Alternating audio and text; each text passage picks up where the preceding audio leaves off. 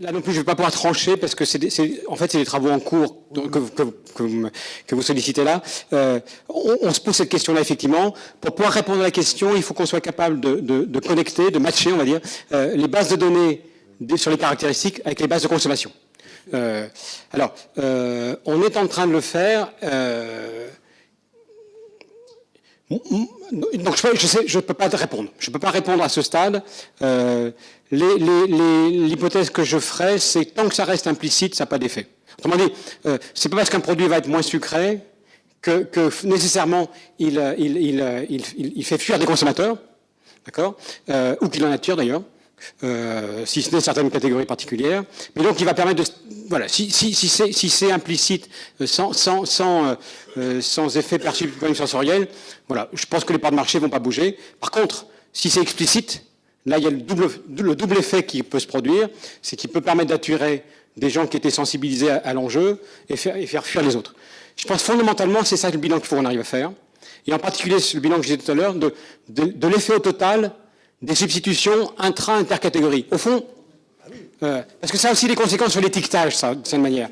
C'est est-ce qu'il vaut mieux privilégier des substitutions entre produits, on va dire, un peu meilleurs, un peu moins bons par des produits un peu meilleurs, au sein de catégories pas très bonnes.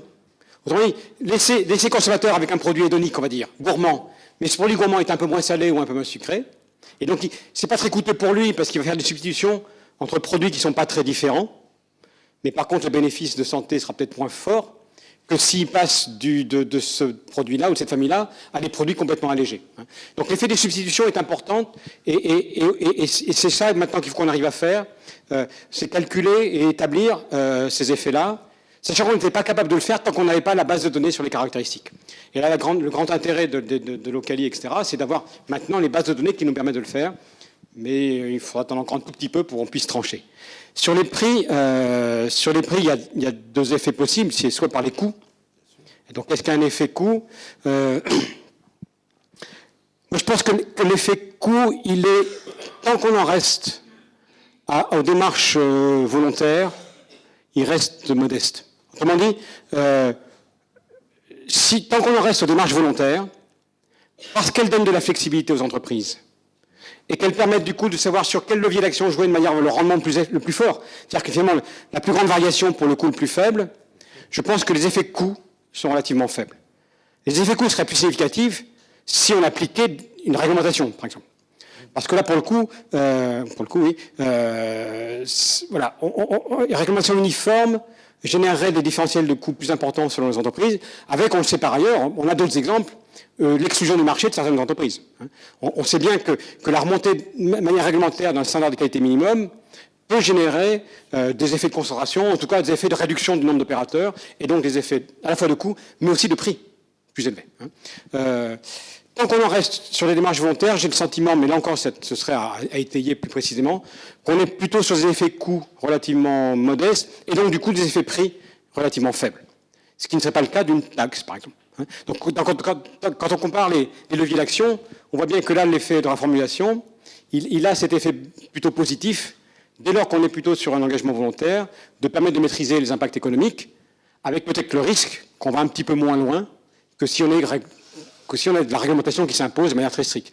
C'est cet arbitrage-là qui est en jeu, quoi. Et à ce stade, voilà, je pense qu'on peut en dire ça, quoi.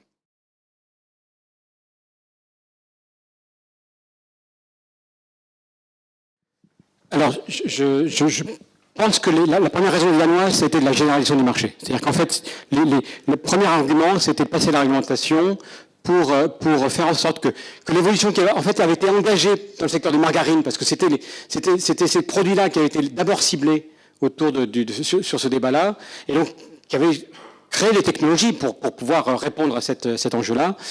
Par contre, l'évolution n'avait pas forcément été opérée sur d'autres secteurs, je sais pas moi, les biscuits, etc. Et donc, la réglementation a eu d'abord comme fonction la généralisation. Je pense qu'elle a aussi comme effet de créer un effet cliquet, parce qu'on ne sait jamais ce qu'il en est, quoi. Alors, au-delà de ça, je pense quand même que les engagements volontaires marchent que si de manière il y a une menace crédible. La menace est aussi un élément du débat, quoi, hein. C'est-à-dire que l'incitation économique n'est pas toujours suffisante pour créer finalement des phénomènes d'ampleur. Et la menace de l'argumentation, si elle est crédible, peut déclencher, quoi. Et donc c'est peut-être moins en effet cliqué qu'en annonce, hein, de la menace comme élément qui peut être non pas agité tout de suite, mais qui permet de dire finalement, ben, si dans les 10 ans à venir, il n'y a pas eu tel objectif atteint, alors à ce moment-là, les pouvoirs publics se laissent la possibilité d'agir de manière réglementaire. Mais c'est plutôt ça, je pense, qui est observé. Il y a beaucoup de démarches qui ont été appliquées dans le domaine environnemental sur les engagements volontaires. C'était très utilisé en matière environnementale, bien avant le secteur nutritionnel. Et au fond, c'est ça qui ressortait. C'est que l'engagement volontaire marche dès lors que finalement, il y a une réglementation qui peut arriver, quoi. Et si les entreprises sont conscientes de ça, alors il y a des arguments qui vont arriver et qui vont favoriser la coordination pour finalement mettre en place les démarches nécessaires, quoi.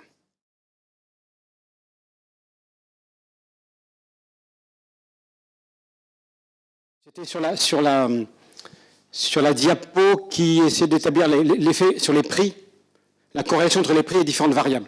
Et là, c'est la présence du label bio. Comment le label bio, indépendamment de toutes choses étant égales par ailleurs, comment il affecte les prix, quoi, hein. Et donc comment il affecte potentiellement la disposition à payer des consommateurs. Donc là, c'était plus la relation prix. Sur la question nutritionnelle, alors on n'a pas travaillé sur le bio dans le cadre de Locali, donc on ne va pas pouvoir répondre à la question. J'ai l'impression que la question est assez disputée, assez controversée. Nous, on n'a pas de données là-dessus. Alors, parce que différentes raisons, mais on n'a pas réussi vraiment à travailler à ce stade avec le secteur bio. Et donc, je préfère ne pas répondre.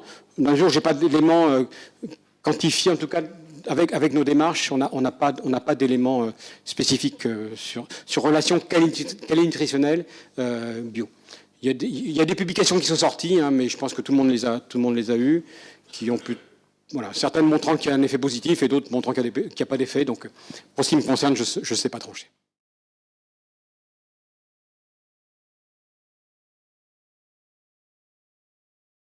Je suis ni physiologiste ni nutritionniste, donc je ne répondrai pas sur les parties véritablement nutritionnistes.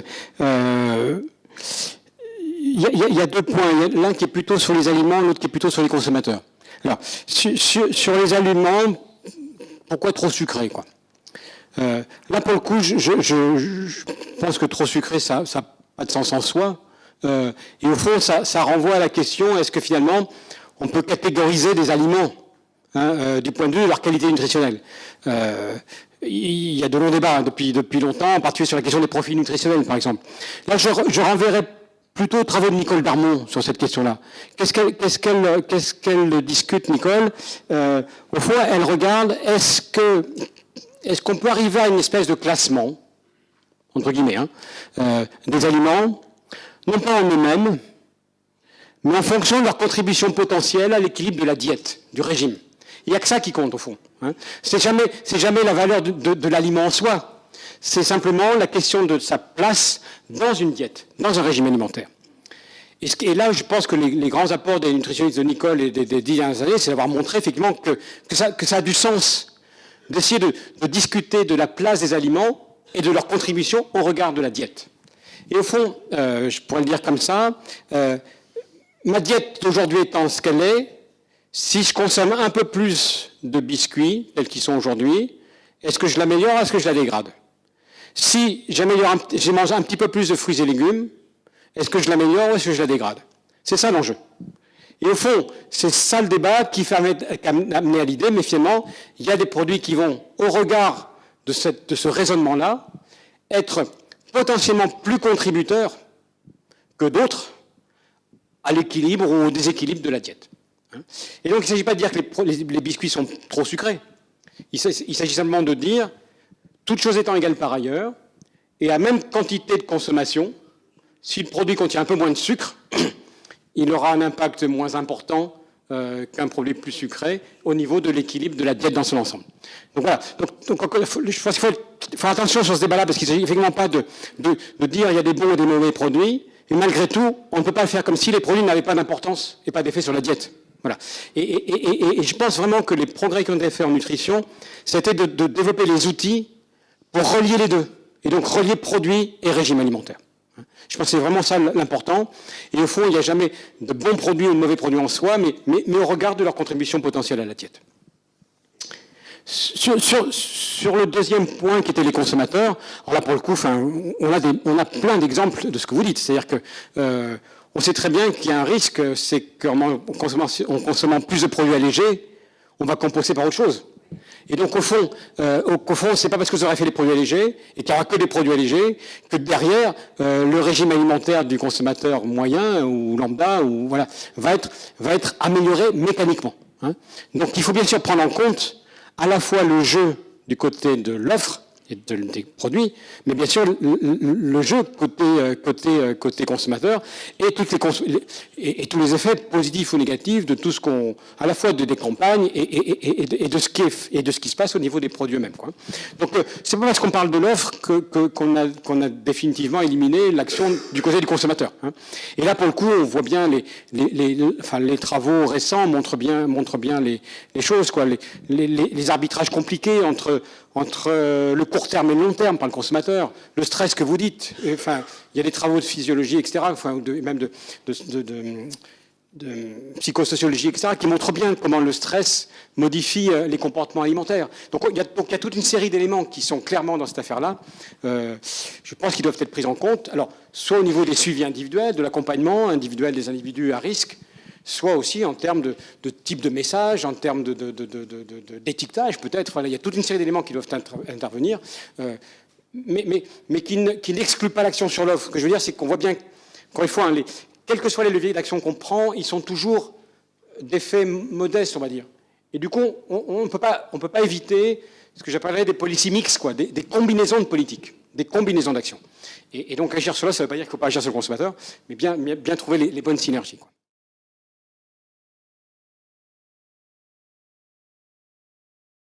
Il faudrait prendre l'historique et puis reprendre au cas par cas. Au cas par cas. Je me trompe peut-être dans les dates, mais je me demande si au fond, le lancement des chartes, en tout cas les premières signataires, ne se sont pas fait un peu avant quand même. Le changement de réglementation des allégations, donc à la limite, sans nécessairement anticiper l'effet allégation. Je pense je pense qu'il y a un sujet là quand même. Il y a un sujet intéressant parce que l'évolution de la réglementation des allégations rend quand même plus difficile l'usage des allégations.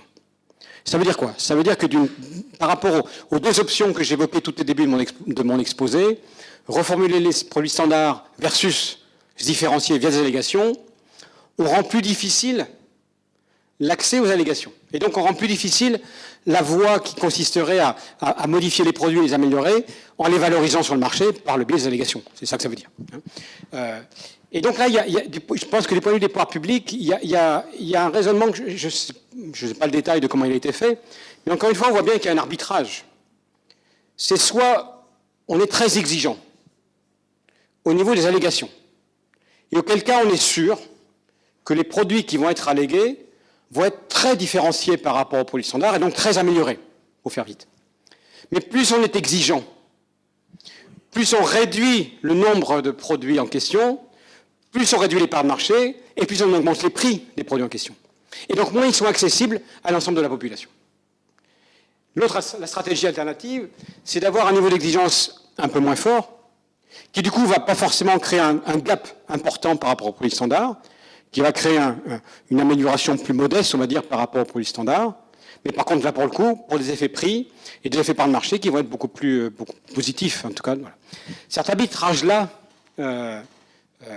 il a plutôt été résolu dans la première stratégie, pour des raisons diverses, pour des raisons de protection des consommateurs, pour faire en sorte que le produit allégué sur les fibres ne soit pas dégradé sur d'autres paramètres, etc. Donc il y a des raisons qui peuvent permettre de l'argumenter aussi du point de vue de la protection des consommateurs.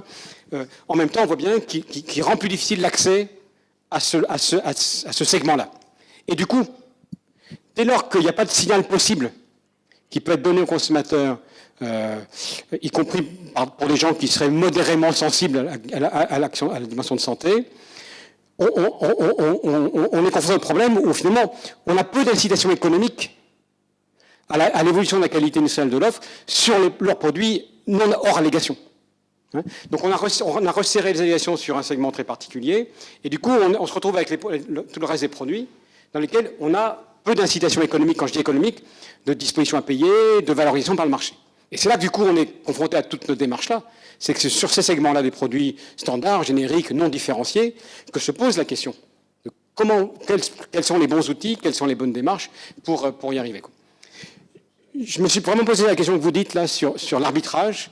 À ce stade, je pense qu'on ne s'est pas tranché. Je pense qu'il y aurait ça serait intéressant de faire la simulation et de modéliser ça pour voir comparer les stratégies. Je pense qu'à ce stade, voilà, moi je ne sais pas trancher. En tout cas, ce que je sais, c'est que sur une grande partie du marché, du coup, il n'y a pas les incitations économiques associées au signal allégation qui peut être mobilisé.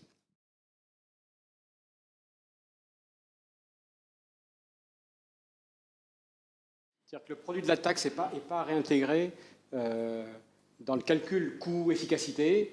Ils ont fait l'hypothèse que la taxe servait à subventionner, on va dire, la consommation de catégories défavorisées.